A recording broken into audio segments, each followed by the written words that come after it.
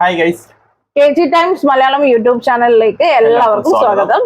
അപ്പം നമ്മൾ ഇന്ന് പറയാൻ പോകുന്ന ടോപ്പിക് എന്ന് പറയുന്നത് നമ്മുടെ മോദി ജിയുടെ ഫ്രണ്ട് ഡൊണാൾഡ് ട്രംപ് ഇന്ത്യക്ക് തന്നൊരു പണിയെ പറ്റിയാണ്.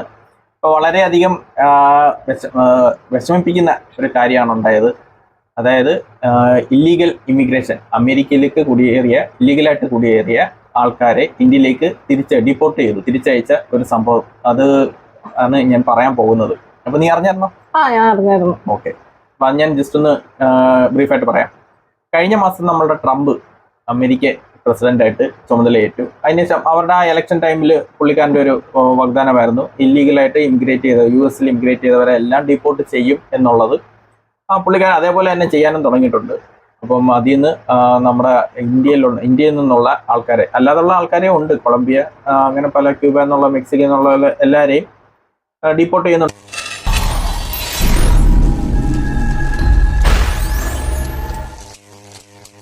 അപ്പൊ അതിന്റെ വീഡിയോ US പെട്രോൾ പോലീസിന്റെ, ബോർഡർ പെട്രോൾ പോലീസിന്റെ അവരുടെ ഒഫീഷ്യൽ പേജിൽ അവർ വീഡിയോ അപ്ലോഡ് ചെയ്തിട്ടുണ്ടായിരുന്നു. അപ്പൊ സോഷ്യൽ മീഡിയയിൽ അത് ഭയങ്കര വൈറലായി.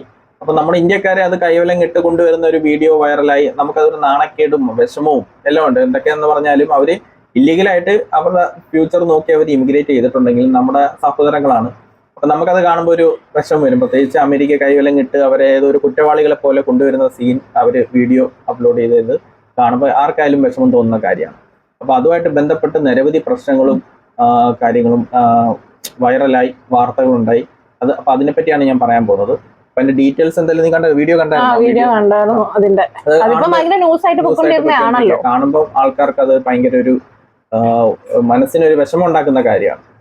അപ്പൊ അതിന്റെ ഡീറ്റെയിൽ ആയിട്ട് ഞാൻ ഒരു കാര്യം പറയാം. ഈ ട്രംപ് ഇത് ഡീപ്പോർട്ട് ചെയ്യുന്ന സംഭവം, ഇപ്പൊ നമ്മളൊരു രാജ്യത്തില് ഇല്ലീഗലായിട്ട് വരുന്ന ആൾക്കാർ, കുടിയേറി വരുന്നവരെ ഒരു ആ രാജ്യത്തിലെ ക്രിമിനൽസ് ആയിട്ടാണ് അവർക്ക് കാണാൻ പറ്റും. അവർ ഇല്ലീഗലായിട്ട് കയറി വരുന്നതാണ്. അപ്പം അവർക്ക് കറക്റ്റായിട്ടുള്ള രേഖകളൊന്നും ഇല്ലാതെ കയറി വരുമ്പോഴത്തേക്ക് അവർക്ക് അത് ക്രിമിനൽ ഒരു രീതിയിൽ അവർ പെരുമാറത്തുള്ളൂ. അതായത് ഇപ്പൊ അവരൊക്കെ പിടിക്കുകയാണെങ്കിലും അവർ കൈവലങ്ങിട്ട് അവര് അത് കൊണ്ടുപോകത്തുള്ളൂ. അപ്പോൾ ആ ഒരു രീതിയിൽ കൊണ്ടുപോകത്തുള്ളൂ. പക്ഷേ അങ്ങനെ കൊണ്ടുപോയാൽ തന്നെയും ഓരോ റൂളൊക്കെ ഉണ്ട്. അതായത് ഇമിഗ്രേഷൻ്റെ തന്നെ ഇന്റർനാഷണൽ ഇമിഗ്രേഷൻ കൺവെൻഷൻ റൂൾസ് ഒക്കെ ഉണ്ട്. അപ്പൊ അത് പ്രകാരം അത് ഏത് രാജ്യത്താണോ കുടിയേറിയവർ ആ രാജ്യത്തിന് ഇൻഫോം ചെയ്യുകയും അപ്പൊ അവരുമായിട്ട് കൂടി ആലോചിച്ചിട്ടാണ് ഇത് ഡീപ്പോർട്ട് ചെയ്യുന്ന കാര്യങ്ങളൊക്കെ കൊണ്ടുപോകുന്നത്. അതിലിങ്ങനെ കൈവലങ്ങിട്ട് കൊണ്ടുപോകണം എന്നൊന്നും അങ്ങനൊന്നും എഴുതിയിട്ടില്ല. അതായത് കൂട്ടത്തോടെ ഡീപ്പോർട്ട് ചെയ്യണമെന്നൊന്നും പറഞ്ഞിട്ടില്ല. അവരുടെ മാനസികാവസ്ഥയും കൂടെ നോക്കണമല്ലോ. കാരണം ഇങ്ങനെ പെട്ടെന്ന് ഒരു സമയത്ത് പെട്ടെന്ന് വന്നിട്ട് ഇങ്ങനെ റൂളിന്റെ കാര്യം പറയാണ്. മനുഷ്യാവകാശ കമ്മീഷൻ ഒരു ഇത് വെച്ച്, ഹ്യൂമൻ റൈറ്റ്സ് വെച്ചിട്ട് അങ്ങനെ ഒരുമിച്ച് ഡീപ്പോർട്ട് ചെയ്യാൻ, അപ്പൊ അവരുടെ സാഹചര്യം പ്രശ്നങ്ങളും എല്ലാം മനസ്സിലാക്കിയതിനു ശേഷം നമുക്ക് ഡീപ്പോർട്ട് ചെയ്യാൻ പറ്റത്തുള്ളൂ. അതും അങ്ങനെ ഡീപ്പോർട്ട് ചെയ്യാൻ പറ്റത്തുള്ളൂ. നോക്കി അവരുടെ പേരന്റ് കൺട്രീസിനെ അവരുടെ ഉദ്യോഗ ഡിപ്പാർട്ട്മെന്റിനെ അറിയിച്ചിട്ടൊക്കെ കൊണ്ടുവരാൻ പറ്റും. അല്ല, ഇതിൽ ഫാമിലി ആയിട്ടുള്ളവരൊക്കെ കുറെ ഉണ്ടല്ലോ അല്ലേ? അപ്പം അവരുടെ ഫാമിലി ഒക്കെ വിട്ട് എല്ലാവരുമായിട്ട് അവരുടെ മുമ്പിൽ തന്നെയാണ് ഈ കൈവലങ്ങൊക്കെ ആയിട്ട് വരുന്നത്. മാത്രമല്ല പെട്ടെന്ന് നാട്ടിലേക്ക് വരുമ്പോൾ ഒരു ബുദ്ധിമുട്ട് നമുക്ക് തന്നെ ഊഹിക്കാവുന്നതാണ്. അബ്രോഡ് ഉള്ളവർക്കൊക്കെ പെട്ടെന്ന് നിർത്തിയിട്ട് ഒരു സാഹചര്യവും കാര്യങ്ങളില്ലാതെ പെട്ടെന്ന് നിർത്തുന്ന നാട്ടിലോട്ട് വരുമ്പോൾ ഉള്ള പ്രശ്നങ്ങൾ. ഇതിലിപ്പോ രണ്ട് വശമുണ്ട്. ഇതിപ്പോ ഞാൻ ഇപ്പം നടന്ന കാര്യം ഞാൻ പറഞ്ഞു. ഇതിൽ രണ്ട് വശമായിട്ട് ഇപ്പൊ നമ്മുടെ രാജ്യത്ത് നടന്നുകൊണ്ട് പോകുന്നത്, ഒന്ന് മീഡിയാസും കാര്യങ്ങളൊക്കെ ഭയങ്കരമായിട്ട് അതിനെ എടുത്ത് വെച്ച് പ്രശ്നമാക്കുന്നുണ്ട്. കാര്യം അമേരിക്കക്കാർ ഇങ്ങനെ കൈവലങ്ങ് വെച്ച് അവരുടെ ആർമി പ്ലെയിനിൽ കൊണ്ടുവന്ന് ഇവിടെ ഇറക്കി. നമ്മുടെ വിദേശകാര്യ മന്ത്രാലയം ഒന്നും അതിന് ഇടപെട്ടില്ല, അതിന് പ്രോപ്പറായിട്ട് ഒരു ഇതെടുത്തില്ല എന്നൊക്കെ പറയുന്നുണ്ട്. ഒരിക്കലും അങ്ങനെ ചെയ്യാൻ പറ്റത്തില്ല. കാര്യം എന്ന് പറഞ്ഞാൽ നമ്മുടെ വിദേശകാര്യ മന്ത്രാലയത്തെ അറിയിക്കാതെ ഒന്നും അവർക്ക് ചെയ്യാൻ പറ്റത്തില്ല. അവർ ഇൻഫോം ചെയ്തിട്ടുണ്ട് അതിനുശേഷമാണ്. പക്ഷെ ഇവിടെ ഒരു പ്രശ്നം നടന്നതെന്ന് പറഞ്ഞു കഴിഞ്ഞാല്, ഇപ്പം മാധ്യമ പ്രവർത്തകരും എല്ലാവരും മീഡിയക്കാരെല്ലാം പറയുന്നുണ്ട് കൈവലങ്ങിട്ട് ഇത് ചെയ്യുന്നത്. അപ്പൊ അതിന് വേറൊരു തലവും കൂടിയുണ്ട്. ഇപ്പൊ ഇൻ കേസ് അവരവരുടെ പ്ലെയിനിൽ നിന്ന് ഇത്രയും പേരെ ഒരുമിച്ച് കൊണ്ടുവരിക, 1-2 പേരൊക്കെ ആണെങ്കിൽ കുഴപ്പമില്ല, ഒരുമിച്ച് ഇവരെ കൊണ്ടുവരുമ്പോൾ അവരെ സംബന്ധിച്ച് ഇല്ലീഗലായിട്ട് വന്നവരാണ്. അപ്പൊ അവർ ആ ഒരു ക്രിമിനൽ രീതിയിലായിരിക്കും അവര് കാണത്തുള്ളൂ, കൈവലങ്ങിട്ടേക്ക് കൊണ്ടുവരത്തുള്ളൂ. പക്ഷെ ഇത്രയും പേരെ ഒരുമിച്ച് അവർ കൊണ്ടുവരുമ്പോഴത്തേക്കും ആരെങ്കിലും ഒരാൾ ഒരു മിസ്ബിഹേവോ, കാര്യം അവിടുന്ന് നിർബന്ധിച്ചവരെ കൊണ്ടുവരിക. മനസ്സിലായോ? ഇത്രയും വർഷം അവർ കുടിയേറിയിരുന്നവരാണ്, അവിടെ താമസിച്ച് അവര് ചിലപ്പോൾ സെറ്റിൽഡ് ആയി കാണും അവിടെ. അപ്പൊ അവരെ നിർബന്ധിച്ച് കൊണ്ടുവരിക അവർ പല മാനസിക തലത്തിലും വരുന്നവരായിരിക്കും. അപ്പൊ അവർ ചിലപ്പോൾ എങ്ങനെ റിയാക്ട് ചെയ്യുന്നൊന്നും പറയാൻ പറ്റത്തില്ല. അതെങ്കിലും 1-2 പേര് ചിലപ്പോൾ റിയാക്ട് ചെയ്ത് എന്തെങ്കിലും പ്രശ്നം ഉണ്ടാക്കിയോ, പ്ലെയിനിലാണ് എന്തെങ്കിലും പ്രശ്നം ഉണ്ടാക്കി എന്തെങ്കിലും ചെയ്തു കഴിഞ്ഞാൽ ഇത് വേറെ രീതിയിൽ പോകും. ഇപ്പൊ വിചാരിക്കുന്ന തലത്തിലേക്കല്ല, വേറെ രീതിയിലേക്കും പോകും. അപ്പൊ അവരവരുടെ സേഫ്റ്റിയും കൂടി നോക്കും. ആ ആർമിക്കാരെ, US ആർമിക്കാരെ അവരുടെ സേഫ്റ്റിയും കൂടി നോക്കും. അപ്പൊ അങ്ങനെയൊക്കെ അങ്ങനെ ചിന്തിക്കാം. അതൊന്ന്. പിന്നെ വേറൊന്നെന്ന് പറയുന്നത് നമ്മുടെ ഭാഗത്തുനിന്നുണ്ടായ നമ്മുടെ ഈ വിദേശകാര്യ മന്ത്രാലയത്തിൽ നിന്നുണ്ടായ ഒരു മിസ്റ്റേക്ക് എന്നേ പറയത്തുള്ളൂ ഇതിന് വേറെ രീതിയിലേക്ക് കൊണ്ടുപോയത്. കാര്യം എന്ന് പറഞ്ഞാൽ ഇങ്ങനെ ഒരു ഇത്രയും പേരെ ഡീപ്പോർട്ട് ചെയ്യുന്നതെന്ന് കാണുമ്പോഴത്തേക്കും അവരിത് ഇവിടുന്ന് ഒരു പ്ലെയിൻ വിട്ടില്ല, അല്ലെങ്കിൽ നേവി ആർമിക്കാരെ വിട്ടിട്ടോ പ്ലെയിൻ വിട്ടിട്ട് അവരത് പ്രോപ്പറായിട്ടുള്ള ആൾക്കാരെയൊക്കെ ചെക്ക് ചെയ്തതിനു ശേഷം കൊണ്ടുവരുന്നതായിരിക്കും എന്ന് ഏറ്റവും ബെറ്റർ. നമ്മുടെ നാട്ടിൽ അവരെ സ്വീകരിക്കാൻ തയ്യാറായിരിക്കുന്നിടത്തോളം അല്ലെ ഇവർക്ക് അത് ചെയ്യുന്നതായിരിക്കും ഏറ്റവും നല്ലൊരു ഓപ്ഷനായിട്ട് തോന്നിയത്.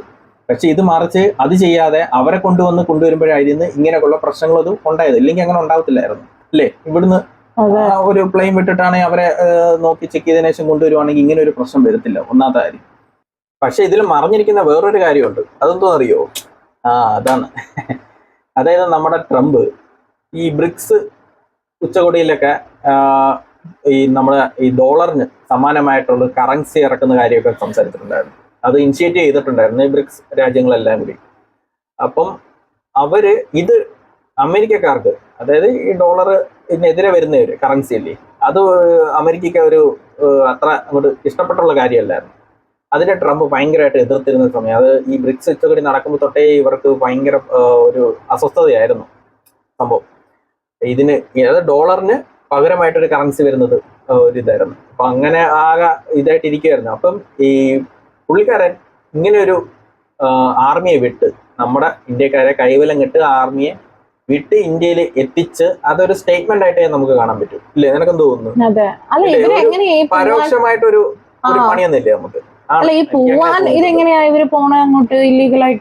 ഇല്ലീഗലായിട്ട് പോകുന്നത് നീ മലയാള സിനിമയുണ്ട് CIA, നമ്മുടെ ദുൽഖർ സൽമാന്റെ ആ പടത്തിൽ അത് കാണിക്കുന്നുണ്ട് ഡീറ്റെയിൽ.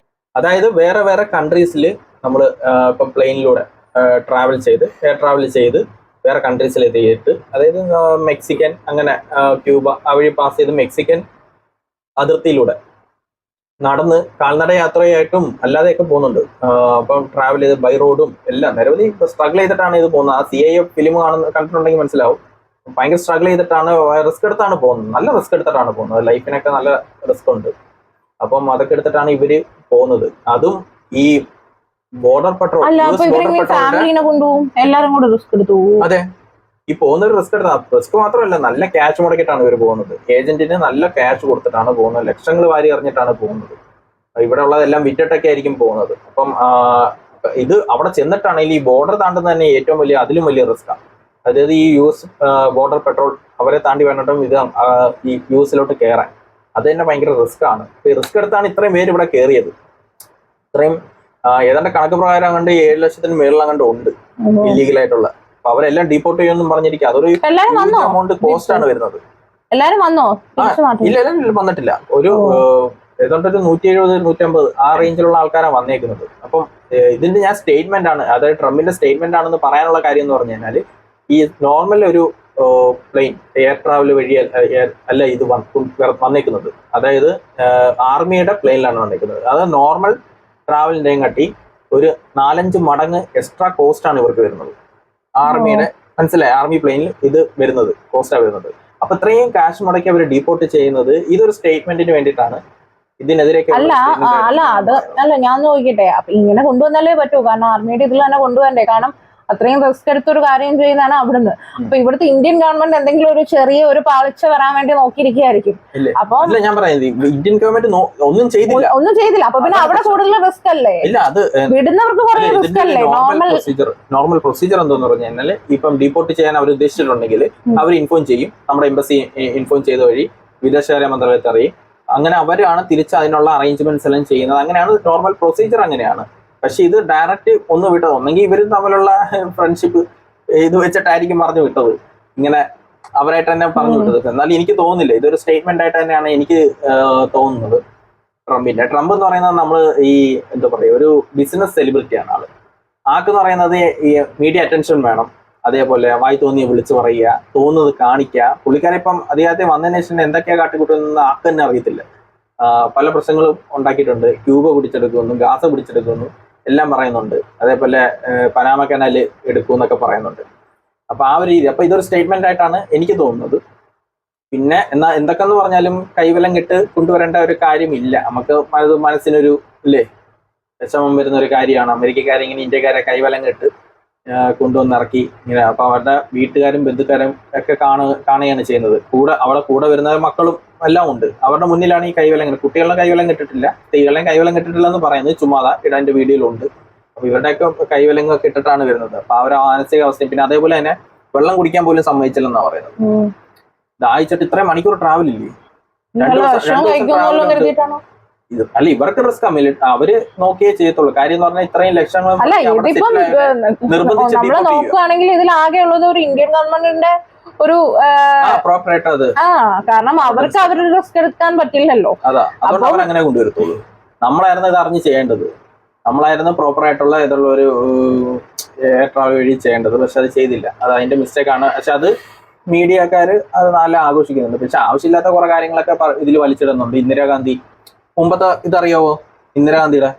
അത് ഇന്ദിരാഗാന്ധി നമ്മുടെ പ്രധാനമന്ത്രി ആയിരുന്ന സമയത്ത്, ആ സമയത്താണ് ഇന്ത്യ പാകിസ്ഥാൻ യുദ്ധമൊക്കെ നടക്കുന്ന ടൈമിൽ. അപ്പൊ അമേരിക്കൻ പ്രസിഡന്റ്, അപ്പോഴത്തെ അമേരിക്കൻ പ്രസിഡന്റ് ഒരു വാണിംഗ് ഒക്കെ ഇന്ത്യക്ക് കൊടുത്തായിരുന്നു.